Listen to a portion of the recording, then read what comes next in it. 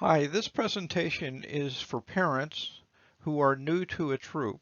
We're going to talk about troop advancement and what advancement is like inside a Scouts BSA troop. There will be a lot of links in this presentation, and I wanted to let you know that you do not have to write them all down. At the very end of the presentation, there will be one final link to all of the slides in the presentation. So you can just go there and you'll have all the links. Just a short note, we're going to be talking about advancement, but be assured that BSA youth protection policies apply to all activities within the BSA, and that includes advancement activities. So no one-on-one adult scout interaction if the scout is not your child. And all activities have to abide by the BSA Guide to Safe Scouting activity guidelines, which include things about what you can do and what you can't do for certain activities and how to put on certain like swimming activities and things like that. All of those are outlined in the Guide to Safe Scouting, and the link to that is on this page. First off, I want to explain that the goal for every new scout coming into a troop is to make first class within the first 12 to 18 months. So during this presentation, we're going to talk a lot about rank advancement. First class is a rank, and we are going to talk about how to get a scout as they enter the troop to first class and what that means. Now, scouts can earn merit badges, and in fact, Webelos, as they go through the Webelos program, are used to earning a lot of pins, and they rack up a lot of pins in the Webelos program. So when they come into a troop, very often they're concentrating on what they can do on their own, which is earning merit badges. Well, earning merit badges is important, and if they earn merit badges along the way to first class, they will have enough merit badges possibly to make star shortly after first class. Star is a rank that shows that you are starting to earn merit badges. However, we really want to get the scout to the first class rank. And the reason for that is, one, we have found that over the years, scouts stay in the program more if they make first class within the first 12 to 18 months. And that makes a lot of sense. To make first class going through those early ranks, the scout has to be very active in the troop. They have to participate in the troop activities. And what they're doing during that whole program is they're learning how to camp. They're learning the skills that they will be using as scouts in the senior ranks. So it makes sense to learn the basics first. And that's why we would like all scouts to become first class in the first 12 to 18 months. Let's talk a little bit about what advancement is and isn't. A lot of people come into a troop thinking, well, we're going to become Eagle Scouts, and that's our purpose. Well, that's not the purpose of the BSA. The purpose of the BSA is to build good character young people. If someone matriculates out of the troop program and they are an Eagle Scout, but they do not have good character, we have failed in our purpose. If someone matriculates out and they've only gotten to tenderfoot, but they have good character, then we have succeeded. So advancement is one of 8 methods that we use to fulfill our mission statement. Now, as the scouts go through the requirements for each rank, you will notice that they have to do a lot of things. Scouting is experiential learning. The scouts do things to learn. So the way they learn leadership is by leading. The way they learn how to tie knots is by tying knots. The way they learn how to do things is by doing. So it's not a educational program like you have at school. It's more of an educational program where they do things and get things accomplished, and that's how they learn. Now, the requirements in all of the rank requirements and merit badge requirements are challenging to scouts from 11 years of age to about 15. That's what we aim for when we write requirements, is that age group. So the requirements for that age group are challenging. If they weren't challenging, the scouts would be bored and they wouldn't really be wanting to go through the program. But the requirements are not insurmountable. So they're challenging, but they can be accomplished by youth in that age group. In the troop, the scoutmaster has responsibility for all oversight over advancement. It's not a parent's responsibility. So oversight for advancement is the scoutmaster's responsibility. Now, the scoutmaster can delegate some activities such as testing certain requirements, that the requirements have been completed correctly, to other people. However, they can't delegate that responsibility. The scoutmaster is still overall responsible for advancement in the troop. Scouts BSA is different than Cub Scouting. I mentioned that a number of times. I'll probably mention it a couple more times. In Scouts BSA, the scout takes responsibility for their own advancement. In Cub Scouting, the adult leaders and the parents push them through the program and they advanced. In Scouts BSA, the scout needs to take responsibility and keep track of their own advancement to make sure that they will make it to first class in 12 months and to make it to Eagle before they turn 18. So from the get-go, make sure that the scout understands what they have to do for their advancement and that they are keeping track of their own advancement. Scouts need to participate in the unit activities. We already mentioned that going to first class is going to require them to participate. And that's one of the reasons why we want them to get to first class in the first 12 months, so they have the experience of scouting and they have the experience of camping and getting over these basic skills that they have to learn to be a good scout. But to do that, they have to participate. Unit activities should be geared in each troop to help the scout advance. So that's why they need to attend these activities. The scouting ranks are divided into two major groups, the lower ranks and the upper ranks. The lower ranks are Scout, Tenderfoot, Second Class, and First Class. Now the requirements for these are in the Scout Handbook, and not only there are the requirements there, but also information on how to complete each of the requirements. So the Scout Handbook is your how-to manual for the Scout as they complete these ranks. Now they can work on the requirements for these ranks simultaneously. They don't have to work the requirements in order for each rank.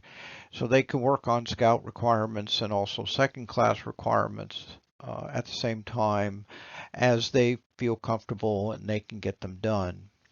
However, they actually complete each rank in sequence. So they complete the Scout rank, they get all the requirements done for Scout, and when that's done and they've gotten all the Tenderfoot requirements done, then they do Tenderfoot and Second Class and First Class.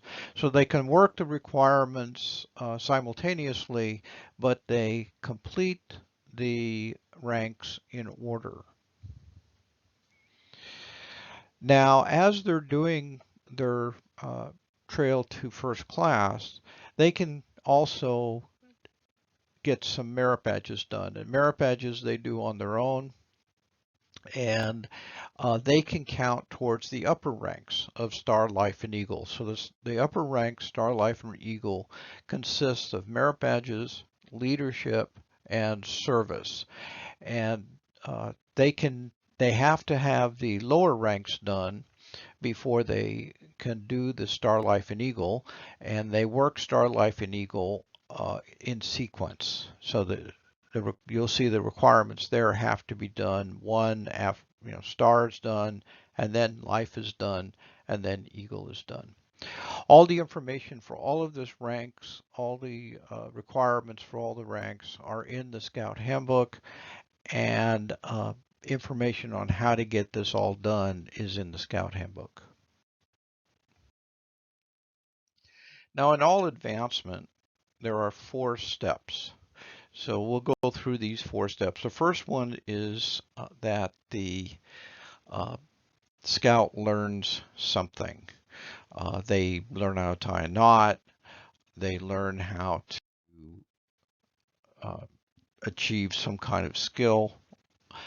And we use something called the EDGE method to do that. It's just a way of learning a skill. And they can do it on their own. They can do it with another scout helping them. They can do it with the parent helping them to learn something. They just learn something. It's their responsibility to learn it.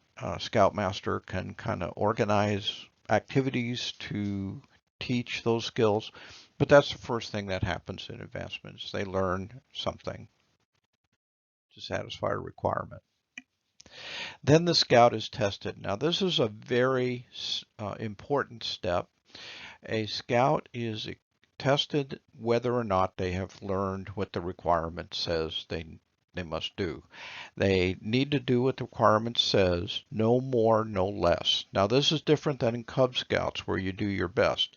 In Scouts BSA, they have to do exactly what the requirement says. They don't have to do more than what the requirement says. But they shouldn't do less than requirement says. Once they have done what the requirement says to do, then they show that to the Scoutmaster. The Scoutmaster tests them to make sure that they can do what the requirement says to do, and then the Scoutmaster signs them off.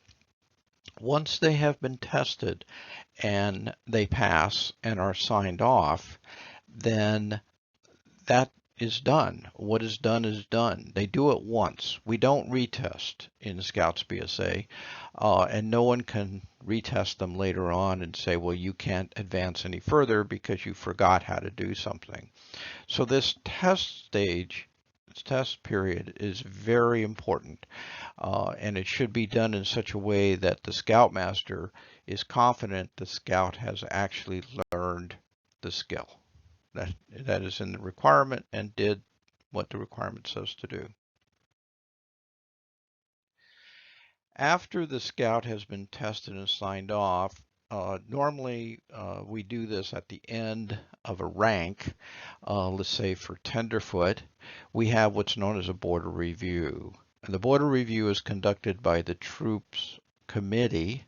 They are responsible for inviting the scout to the border review once the scout has completed all of the requirements for a certain rank.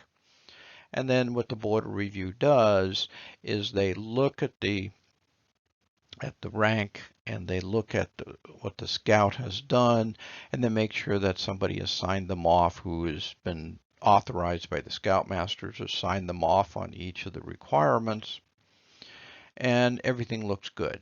That's the review that occurs. It's called a border review, and it happens at the end of each rank for tenderfoot, second class, first class, Star, Life, and there's one for a special one for Eagle.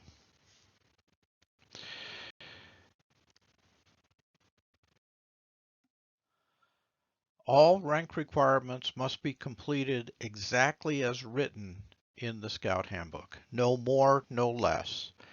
This is not Cub Scouting where you can do your best. The scouts have to do what the requirement says, no more, no less.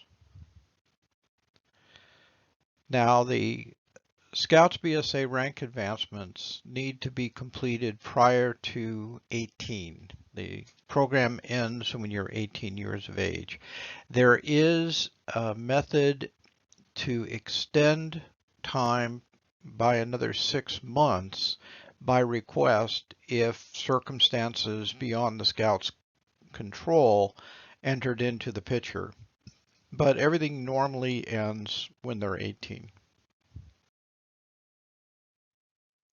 Let's talk a little bit about merit badges. We haven't talked much about merit badges because I've been trying to emphasize the ranks up to this point. Merit badges, we have about 135 merit badges, and the Scouts can earn merit badges at any time. As soon as they enter a troop, as soon as they fill out their application and are a member of a troop, they can start earning merit badges. And they can earn any merit badge they want. Nobody can tell them which merit badges they must earn, uh, and no one can tell them they can't earn a merit badge. So those are the one they can earn any merit badge they want. Now for the ranks of Star, Life, and Eagle, there are certain merit badges they have to earn to make those ranks. And they're called Eagle required badges, and they need a certain number for Star, and they need a certain number for Life, and they need 21 for Eagle, or a certain number of Eagle required badges for Eagle. And other than those, though, that they have to do for Eagle, they can do any other badge of the 135 that are out there, the ones that they want. They can start as many as they want. The whole idea of the badges is to have them experience different vocations and avocations and see if they like them or not. So they can start a badge, and if they don't like it, they can not complete it. It's up to the scout how many badges they want to complete, um, and how they want to progress. Now, who can teach them the badges? Well, anybody can teach them the information that's in the badge, or they can learn it on their own. However, to sign them off, to test them on the badge and sign them off, the person must be a registered merit badge counselor for that particular badge. And that's established by council. So it's not something that just because the scoutmaster is a scoutmaster, he can sign off on badges. That doesn't work. Everybody has to be registered as a merit badge counselor for a specific badge. And I put on the slide the link in our council to our merit badge counselor page, and it shows how you can sign up as a merit badge counselor. So you can, for most badges, anybody can sign up, but they do have to sign up as a separate adult application. Certain badges, like firearms and aquatics and climbing, you have to be certified and to be the merit badge counselor for those. So all that information is at that link at the council site on how you can sign up.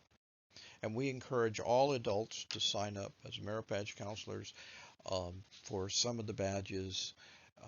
There are some badges out there you're probably an expert in, and those are the ones you want to sign up on. There is a process that must be used for obtaining merit badges. And the process is as follows. A scout discusses the interest in a badge with their scoutmaster. So they have a small scoutmaster conference between the scout and the scoutmaster, and the scout talks about their interest in the badge. The Scoutmaster during that conference recommends a merit badge counselor to go to. The Scout contacts that merit badge counselor or another merit badge counselor that the Scout knows is registered for counseling that badge, and they can be anyone in the BSA that's registered to counsel that badge. And the Scout and the Merit Badge Counselor then begin work on the badge. The Merit Badge Counselor counsels the Scout through the badge, and the Scout completes all of the requirements. The Merit Badge Counselor is the person who tests them to make sure that they have done the requirements as written. And then the Merit Badge Counselor signs off on the Scout. Now they can do that in Scoutbook, or they can do that with what we call a blue card. In either case, the Merit Badge Counselor finishes signing off the Scout on the badge, and then the Scout reports back to the Scout Master and shows them the Merit Badge blue card, or refers them to Scoutbook. So there's a final Scoutmaster conference with the Scout, and it's very hard for the Scoutmaster to say no and not accept the badge at that point. So at that point that the Merit Badge Counselor has signed off the badge, for all intents and purposes, the Scout has earned the badge, and what's done is done. The Scout should, if they're using the blue card, actually request part of that blue card be given back to the Scout at that time. And as a receipt, they handed the paper over to the Scoutmaster. Otherwise, it's recorded in Scoutbook.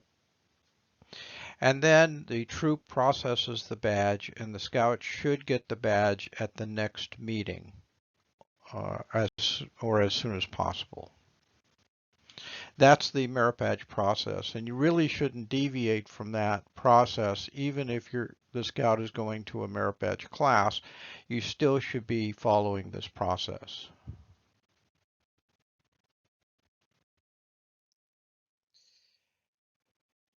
We track all Scout advancement in the BSA in a computer system that the BSA owns, and there are two user interfaces to that computer system that tracks advancement. One is called Internet Advancement, and another one is called Scoutbook. Parents can get into Scoutbook and view the progress of their Scouts advancement. The troop has to set the parent up, associate the parent with the Scout. So there's something on the troop end that has to get done. Once that gets done, then the parent can log in using the same login that they use for My.Scouting and view the Scouts progression and how they're working in advancement. On the slide here is the link to the user guide for how to get into Scoutbook and how to use it.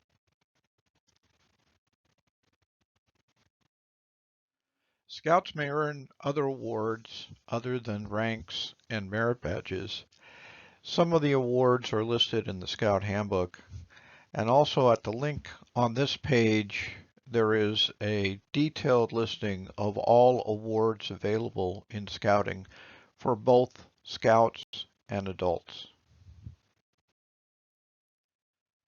So to wrap up, advancement encourages Scouts to learn new skills and explore new subject areas. It provides a tangible reward for hard work, usually a badge. It helps build confidence by giving them challenges that they have to overcome. It facilitates a Scout's personal growth. Remember that our goal is to build good character, and so the requirements are aiming to do that. And it provides a method for further the objectives of Scouting, which again is to build good character.